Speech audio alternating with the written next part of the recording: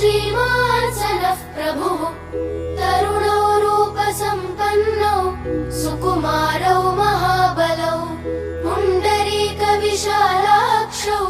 क्षीरकृष्णाजिनाम्बरौ फलमूलाशिनौ दान्तौ तापसौ ब्रह्मचारिणौ पुत्रौ दशरथस्यैतौ भ्रातरौ रामलक्ष्मणौ शरण्यौ सर्वसत्त्वानां श्रेष्ठौ सर्वधनुष्मताम् रक्षः कुलनिहन्तारौ त्रायेतान्नो रघूत्तमौ आत्तसज्जधनुषा विशुस्पृशा वक्षयाशु गनिषङ्गसङ्गिनौ रक्षणाय मम रामलक्ष्मणावग्रतः पथि सदैव गच्छताम् सन्नद्धः कवची खड्गी चापबाणधरो युवा गच्छन्मनोरथान्नश्च रामः पातु स लक्ष्मणः रामो दाशरथिः शूरो लक्ष्मणानुचरो बली काकुत्स्थः पुरुषः पूर्णः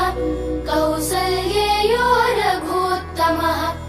वेदान्तवेद्यो यज्ञेशः पुराणपुरुषोत्तमः जानकी वल्लभः श्रीमान् अप्रमेय पराक्रमः इत्येतानि जपन्नित्यम् मद्भक्तः श्रद्धयान्वितः अश्वमेधाधिकम् पुण्यम् सम्प्राप्नोति न संशयः रामम् दूर्वादलश्यामम् पद्माक्षम् पीतवाससम् स्तुवन्ति नामभिर्दिव्यैः न ते संसारिणो नराः रामम् लक्ष्मणपूर्वजम् रघुवरम् सीतापतिम् सुन्दरम् काकुत्स्थम् करुणार्णवम् गुणनिधिम् विप्रप्रियम् धार्मिकम् राजेन्द्रम् सत्यसन्धम्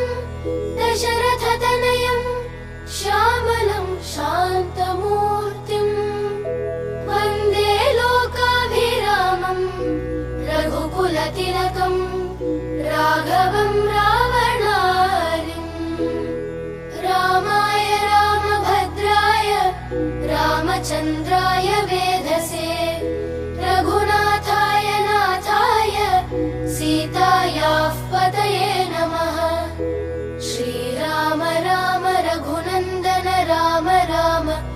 श्रीराम राम भरताग्रज राम राम श्रीराम राम रणकर्कश राम राम श्रीराम राम शरणं भव राम राम श्रीरामचन्द्र चरणौ मनसा स्मरामि श्रीरामचन्द्र चरणौ वचसा गृह्णामि श्रीरामचन्द्र चरणौ शिरसा नमामि श्रीरामचन्द्र चरणौ शरणं प्रपद्ये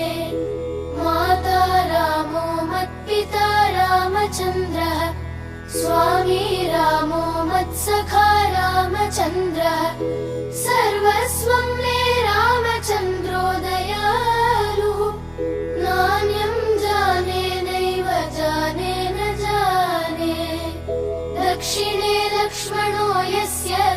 वामे च जनकात्मजा पुरतो मारुतिर्यस्य तं वन्दे रघुनन्दनम् लोकाभिरामम्